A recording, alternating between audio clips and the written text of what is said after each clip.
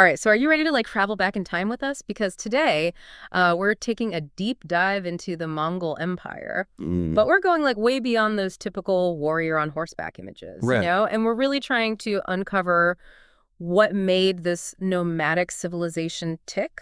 It's fascinating because it's more than just conquests with these guys. Mhm. I mean, these folks were nomads, Yeah. but their societies were structured, like incredibly structured, and they had rich traditions. Exactly. It wasn't just roaming around aimlessly. There was a system to it all. Right. And we're going to uncover some of their tactics, like using human shields, which is obviously terrifying. Oh, yeah. But also, get this, logs as cannonball. Yeah. So we'll get into that. Plus, we'll look at their daily lives from those smoke-filled tents to these crazy organized hunts. I mean, it almost sounds like the prey didn't stand a chance. That's incredible. And then, of course, there's the man himself, Genghis Khan. We'll explore his rise, his ruthlessness, Oh, cool. and surprisingly, some of his more nuanced views on religion. Yeah, so first let's visualize the setting. Picture the vast open plains of Central Asia. Not exactly fertile farmland, right? This is where the Mongols thrived, Yeah. relying on herding and constantly on the move. I mean, it makes sense then why towns weren't really their thing. I Right. mean, their idea of civilization was completely different. The sources talk about towns mostly existing for khans, trade, or crafting. Precisely.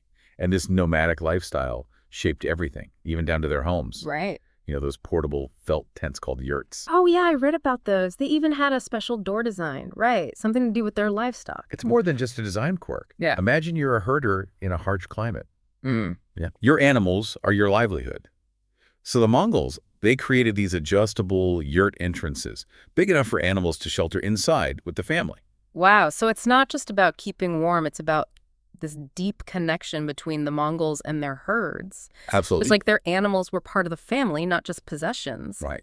I mean, that's pretty different from how many cultures viewed livestock back then, right? For sure. It really speaks volumes about their worldview and how survival in this environment bred ingenuity. Yeah. And speaking of survival, we can't forget the stars of the show, the horses. They were essential for daily life A&D warfare. I mean, these guys were practically born in the saddle. Talk about horsepower. Okay, so on to the rise of the big guy, Genghis Khan, born Temujin. Yeah. This guy's early life, it was wild. Talk about a tough childhood. Indeed. Imagine, constant shifting alliances and brutal power struggles. Temujin was practically thrown into the fire from day one. It's crazy. There's even a story about an astrologer predicting greatness at his birth. I mean, was that a self-fulfilling prophecy, or was this kid just destined for greatness? It definitely adds a layer of mystique to his story. But beyond prophecies, the sources detail his rigorous training under his guardian, Karasher. Think mastering horsemanship and archery as a kid. That's some serious dedication. Wow. Oh, he even led troops at 14 and Gotcha. survived some crazy situations. Hold on, 14? That's younger than some kids are when they get their driver's licenses. It sounds like his early life was less carefree childhood and more trial by fire, shaping him into the leader he'd become. Absolutely. And you see that in his, cunning escape from Van Khan, a Yeah. rival leader. Oh, yeah. I mean, outsmarting a larger force. Talk about strategic thinking under pressure. This wasn't just luck. This was calculated risk-taking. So how does this kid who's running for his life transform into Genghis Khan, unifier of the Mongol tribes? He was incredibly strategic, even ruthless at times. But he also understood the power of reputation. It's like his name became a banner that drew allies to his side. Makes sense. And his decisive victory over Van Khan was pivotal. Didn't Van Khan end up betrayed and beheaded? That sends a pretty clear message about what happens when you cross Temujin. Exactly. It solidified his authority and led to his election as Genghis Khan, a title with, spiritual weight, implying divine selection. Interesting. So it's not just brute force, but this calculated blend of pragmatism and spirituality. Does that extend to their capital city, Karakorum? Absolutely. Think less bustling city and more grand encampment. Okay. Even their capital reflected their nomadic roots. Okay, so we've got this harsh landscape, innovative homes, reliance on horses, and these brutal power plays. But what about everyday life for the Mongols? Was it all just conquering and strategizing? Here's where it gets fascinating. Imagine meticulously planned hunting expeditions on a scale you wouldn't believe. Oh, yeah, I read about these. They weren't chasing rabbits. We're Right. talking tigers, Bears, like serious predators. Oh, It absolutely. sounds less like a hunt and more like a meticulously orchestrated military campaign against wildlife. That's a great way to put it. Their horses were even trained to face these beasts head on. Wow. It wasn't just about getting food. It was about showcasing their skill, their bravery, and their dominance over nature itself. Hmm. You have to remember, this was a culture where danger and survival were, like, woven into everyday life. Makes those supermarket trips seem pretty tame in comparison. Right. Speaking of food, what about those legendary Mongol feasts? The sources describe them as pretty elaborate affairs. Oh, yeah, these weren't just about stuffing your face. They were celebrations of victories, traditions, Right. with descriptions of food, drinks, rituals. This wasn't a primitive culture by any stretch. Yeah. There's even a passage that mentions Genghis Khan receiving a trained Shangar falcon as a gift. A Shangar falcon. Yeah, it was a prized hunting bird, incredibly swift and powerful. It's interesting, right? This guy who's conquering empires still finds time to appreciate a skilled hunting bird. It shows a side of him that's often overlooked. Beyond the ruthless conqueror, there's a hint of someone who genuinely appreciates nature's beauty and power. It humanizes him, in a way. So we've seen their origins, the rise of Genghis Khan, even gotten a taste of their daily lives. But this is just the beginning. What happens when this nomadic force collides with the settled, powerful civilizations of their time? Now, that's where things get really interesting. We're talking a clash of empires, folks, and the stakes are about to get a lot higher. Last time, we left off with the Mongols, like really on the rise, right? Genghis Khan had unified the tribes, but what happens when this nomadic force kind of bumps up against these, like, powerful empires, like China? Well, imagine a culture clash, but like of epic proportions. Yeah. You know, on one hand, you've got the Mongols, hardened by the harsh steppes, masters of horseback warfare. Right. And on the other, there's China, you know, a civilization with centuries of development, walled cities, sophisticated governance. It's like two completely different worlds are like colliding. I mean, I read that the Mongols even used prisoners as human shields in their Chinese campaigns. Yeah, that's a chilling example of their ruthlessness, and I think it speaks to a key point.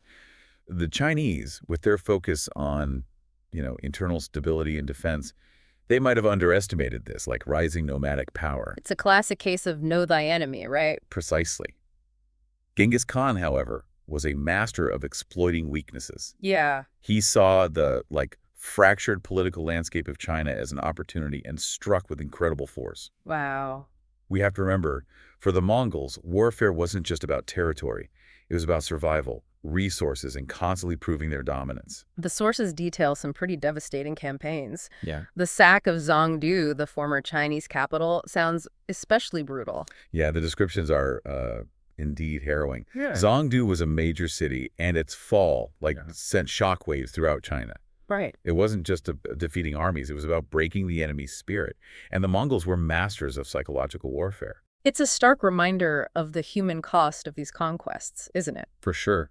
The Mongols' reputation for brutality wasn't just propaganda. It was a reality for the people they conquered. Absolutely. Right. But it's important, I think, to avoid simplifying the narrative. Right. Genghis Khan wasn't just a, brute force conqueror. Yeah. He was also a skilled diplomat, as seen in his dealings with the Caliph, the leader of the Islamic world. I was curious about that. The outline mentions Genghis Khan's diplomacy, but the stories about sieges and battles are pretty intense. It's understandable that the military feats, get the spotlight. Yeah. But Genghis Khan understood that lasting power required more than just brute force. Right. His interaction with the Caliph, I think, reveals a strategic mind that's always seeking an advantage, even if it meant playing the long game. So what was his endgame with the Caliph? Was it like a genuine attempt at alliance building or a more calculated move? That's the question, isn't it? Yeah. The sources offer different interpretations. Okay. Some suggest that Genghis Khan saw the potential for, trade and cooperation with the Islamic world. Others argue it was a way to gather intelligence or maybe sow discord among his enemies. I see. Either way, I think it highlights his understanding of power dynamics, but, far beyond the battlefield. Okay, so we've got the conqueror, the strategist, the diplomat. But what about the man behind the title? What can we glean about Genghis Khan's personal life, his values, his beliefs? This is where it gets really interesting. As his reign progressed, Genghis Khan, it seems, cultivated an intellectual curiosity. Really? Yeah, there's an account of him engaging in discussions with Islamic scholars, Wow. debating points of faith, and even questioning some of his own beliefs. That's not what I expected. I wouldn't picture him sitting down for philosophical debates. Right. It challenges the image of the, bloodthirsty barbarian. For sure. Genghis Khan was clearly a complex figure. Yeah. He wasn't afraid to engage with ideas that, challenged his own worldview, which is a remarkable trait for a leader of his time. It makes me wonder how much of his ruthlessness was, like, strategic and how much was genuinely who he was. Right. It's hard to separate the man from the myth, especially after all these centuries. That's the challenge and the beauty, I think, of exploring history. Yeah. We're constantly piecing together fragments, trying to understand the motivations and complexities of figures like Genghis Khan. Yeah. He was undoubtedly a product of his time, a world of constant conflict and brutal power struggles. Right. But he also transcended those limitations, leaving an indelible mark on history. So as Genghis Khan's reign continued, how did these different facets of his personality play out?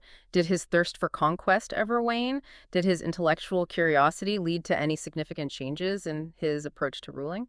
Well, the final years of his reign paint a fascinating and somewhat contradictory picture. His expansion continued, Okay. but there's also a noticeable shift in his focus. What do you mean by a shifting focus? Was he getting tired of conquering? It wasn't so much about fatigue as it was about legacy. He launched one last grand hunt, which, knowing his fondness for symbolism, likely held a deeper meaning. A grand finale, so to speak. Exactly. And he was, meticulous about succession, choosing his son Ogadai as his heir. It wasn't just about passing on a throne. It was about ensuring the stability and continuation of the empire he had built from the ground up. There's a certain irony there, right? This man who built his empire on conquest was ultimately concerned with maintaining peace and order within it. Did he ever express regret for the bloodshed he'd caused? That's difficult to say. The sources don't, offer clear-cut answers about his personal feelings. Yeah. But I think we can see a clear evolution from the ambitious young warlord to the seasoned ruler concerned with the future of his people. Right. It's a reminder that even the most powerful figures are shaped by time and experience. So as Genghis Khan's story comes to a close, what's the main takeaway for our listeners? Was he a villain, a hero, or something in between? The age-old question. Right. And honestly, there's no easy answer. Genghis Khan defies simple categorization.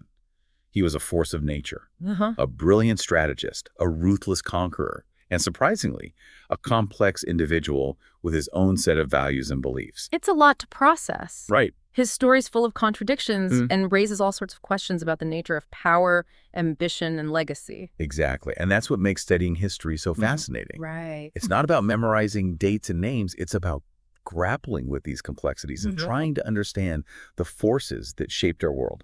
Well, we've covered a lot of ground today. We have. From the vast steppes of Mongolia to the heart of a sprawling empire, Genghis Khan's story is one for the ages. So we've journeyed, from those wide-open Mongolian plains all the way to the heart of Genghis Khan's empire. Right. And it's wild to think how this one figure, born Temujin, reshaped the world, and in such a short amount of time. It really is a testament to both his leadership, but also the unique strengths of the Mongol people. I mean, they weren't just about brute force. Right. What's often overlooked is, how they adapted and learned from the cultures that they conquered. Right. It wasn't just about, tearing things down. They were building something new, even if it was built on conquest. Exactly. They adopted, Chinese siege tactics. They incorporated skilled administrators from conquered territories. Yeah. It's Genghis Khan, he recognized talent and knowledge regardless of where it came from. It's almost like he was playing a different game, He was thinking long-term about how to make this empire last, while others were, just focused on the immediate battles. A brilliant observation. This adaptability was key to the Mongol Empire's success. Yeah. They were masters of strategy, logistics, even administration.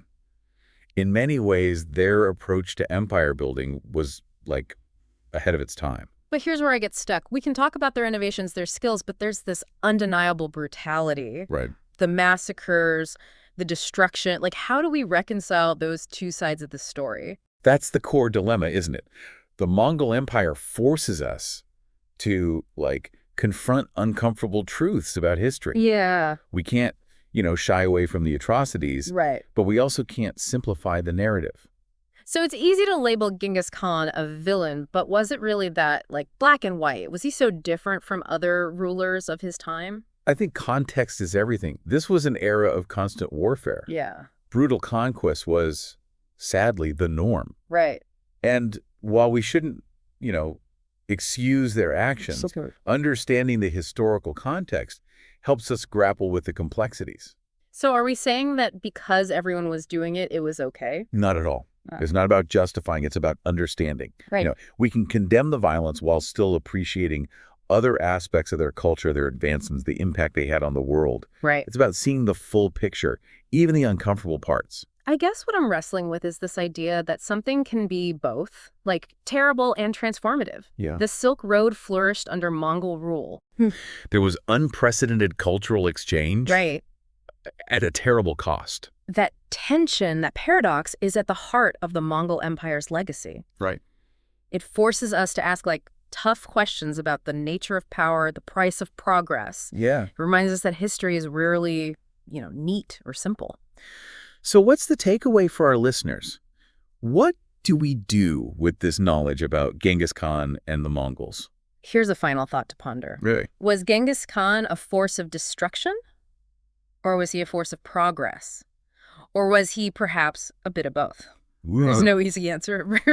Yeah. But by wrestling with that question, by exploring the sources, by engaging in thoughtful debate, we gain a deeper understanding not just of the past, but of, the enduring complexities of human nature. Well said. It's a reminder that history is more than just dates and battles. Right. It's about the choices people made, the consequences of those choices, and what we can learn from them, even, centuries later. Exactly. And sometimes those lessons are messy, uncomfortable, and, full of contradictions. Well, on that note, we'll leave you to delve deeper into the world of the Mongols. Yeah. There's a whole universe of fascinating details waiting to be uncovered. For sure. Trust us, this deep dive is just the beginning. Happy exploring. And until next time, keep diving deep.